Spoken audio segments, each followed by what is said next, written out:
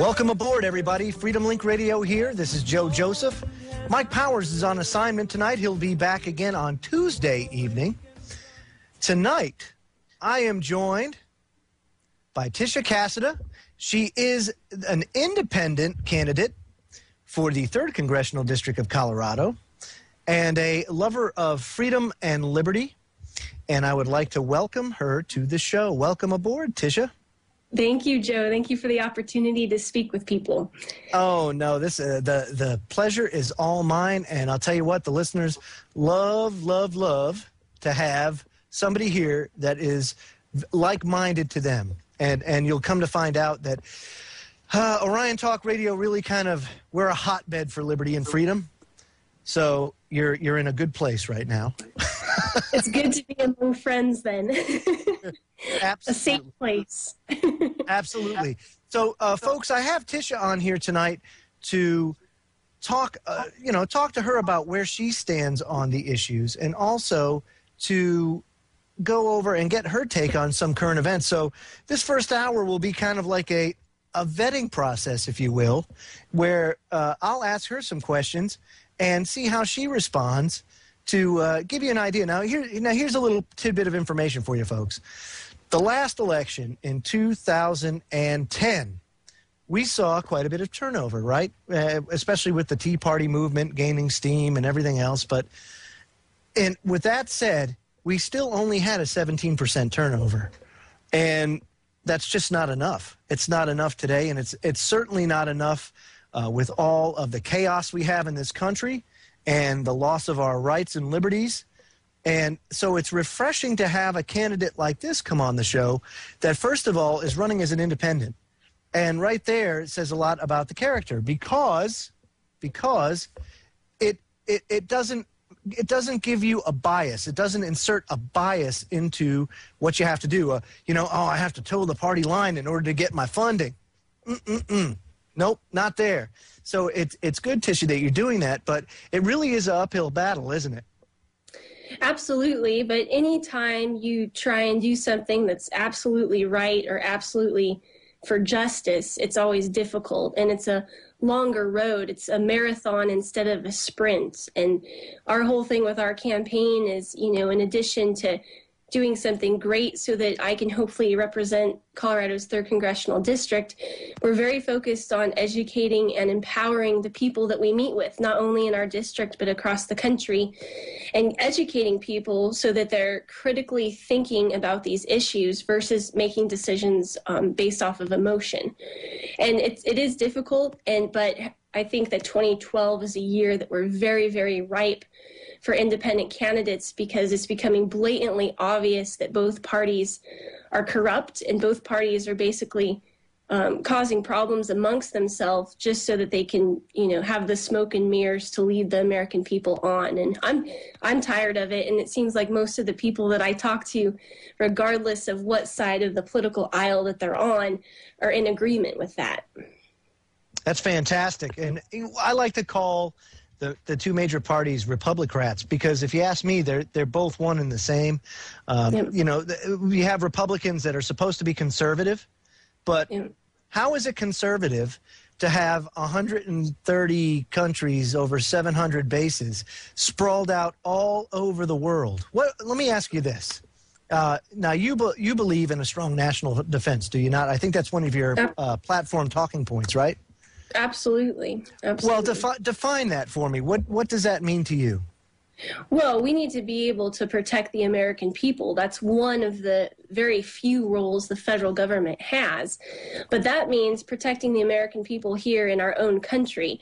I think it's very dangerous when you go into other countries and a nation build, basically. And I have no appreciation for killing innocent people in order to create what we call democracy and freedom. I think it's very dangerous. And at the end of the day, we shouldn't want democracies across the world. We should want republics. But it's up to the people themselves to garnish that. And the best thing that we can do to foster peace is to have, a strong economy ourselves and really encourage free trade.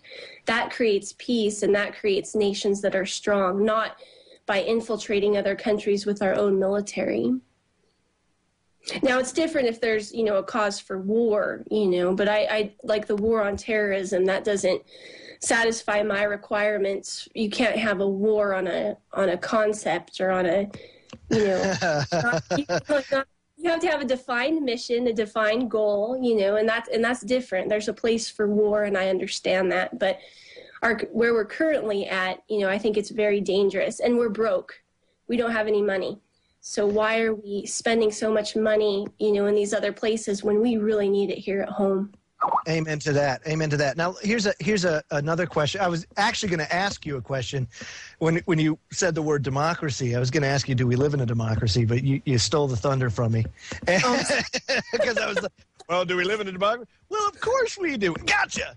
But no. Exactly. No, okay, so with that said, right, so we're not about nation building, or we shouldn't be about nation building, but we are. And, of course, that's a conservative way of thought.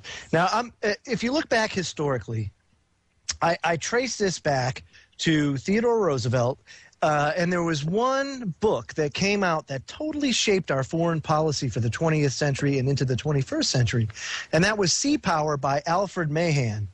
And in that, it was to project our power overseas to protect our national interests.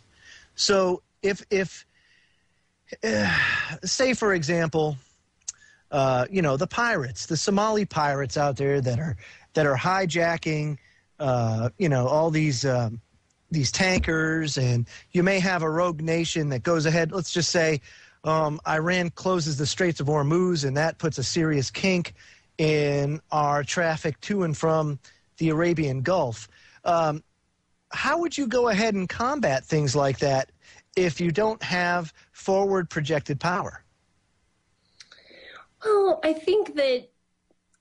believe that our military has some extremely sophisticated equipment and capabilities so that you could, work with other governments that are friendly without necessarily having an embassy or, having troops over there working together to combat something like that.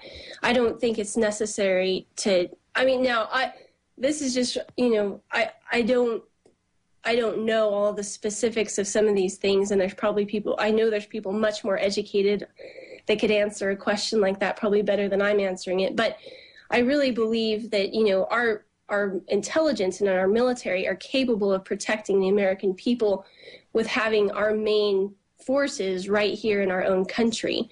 And so even if we're not, stationed in these other countries, if there was something that were threatening the American people, I believe that we have the forces and capability of attacking that so that it still protects us, regardless of, not being physically over there in the first place. Wow. See, now you're batting 1,000 so far. I just wanted you to know. It's absolutely true. It is. It's true. The technology these days, you have no need to have 700 bases thrown throughout the world. It's just stupid. And all we're doing when we put our troops overseas, here are these troops here that all they signed up for, really, when it all comes down to it, is the GI Bill. They just want to do their time, get out, go to school. Some of them do, and many of them make a career out of it, and that's all well and good. And I'm all for it because we need career people to go ahead and do that.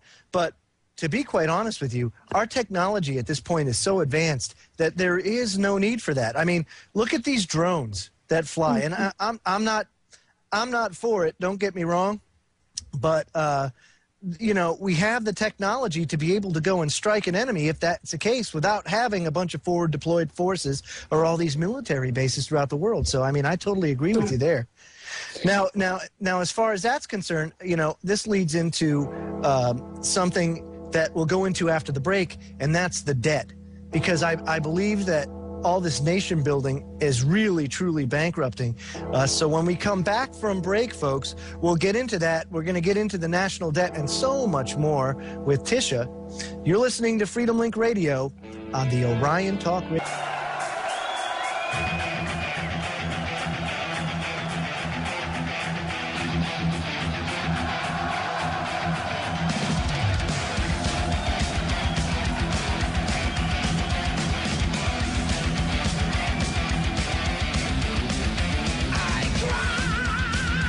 Welcome back to Freedom Link Radio, folks. Sign up to mail. You'll see it on the left-hand side of my show page, right next to the chat room. And you'll get up-to-date information on this show, also Down the Rabbit Hole, and a bunch of our alternative media affiliates. That way that you could stay up to date on the latest news and information that's important to you. And I got to be honest with you guys. Tisha dropped offline. I'm trying to get her back on right now. And we're also joined by the 2004 Libertarian presidential candidate and Jedi Master of Freedom and Liberty, Micahel Badnarik. Micahel, welcome to the program. Well, thank you so much for having me on. It's a pleasure for sure. Hey, Tisha, you're back on too. Isn't that great? Look at this, the trifecta. No, that's good. Well, before the break, we were talking about the expansion or the projection of United States power, and we got her stance on that. And it kind of leads me into the debt, because the debt is near and dear to everybody's hearts right now. The economy's in the doldrums. I don't foresee it getting out of the doldrums anytime soon, especially with our current monetary policy in place. So a couple of questions for you on this, Tisha, would be what would you do to balance the budget if you were able to do that or in a position of power to do that? And how would you go about implementing that change? Well, I believe that Ron Paul brought forth a pretty good plan of how to do that. And although I have not been able to read it in its entirety, that's something I would certainly stand behind. I think it's important that we look at a couple different factors, not only the amount of spending, especially frivolous spending with the amount of bureaucracy we have at the federal level. But in addition to that, we need to look at the Federal Reserve and what they're doing with our actual currency and the devaluation of it, which is causing inflation, which is basically bankrupting every American as we speak, regardless of party lines. So, long term, I think we really need to focus on that Federal Reserve and the monetary system at large. But, as far as a plan to balance the budget, I would have to, say something like what Ron Paul has brought forth is very sustainable, and, it does it through attrition. So it's not something, Right. At the federal level, his plan would be to there would be no federal layoffs, I guess you could say, as far as the military's concerned and things like that. But he was talking about eliminating the Department of Education, and eliminating, I think it was the Department of Energy, Department of Agriculture. So it's very interesting to have a plan such as that, because it's very, very, very not over the top, I guess you could say, but it is unique in its nature. But Micahel, those departments, those aren't outlined as far as the 18 enumerated powers of the Constitution, are they? No, they are certainly not. The Constitution gives government limited privileges, and those privileges are listed in Article 1, Section 8. Anything the government is doing which is not explicitly listed in Article 1, Section 8 is by definition unconstitutional. And over the course of my research, I've discovered that most of what our government does is unconstitutional, and I find that just unconscionable and totally unacceptable. The Constitution only identifies 3 crimes: treason, piracy, and counterfeiting. Murder is not listed in the Constitution because that's at a state level. So of these 3 crimes, counterfeiting is one of the things that the government has a responsibility to try to, punish. Got to stop the counterfeiting and punish the people who do. Well, in 1913, Congress pretended to give that power of counterfeiting to the Federal Reserve, yes, which is completely, totally, 100% unconstitutional, and people are starting to become aware of it. Well, and this leads into my next question. The Federal Reserve is a counterfeiting activity.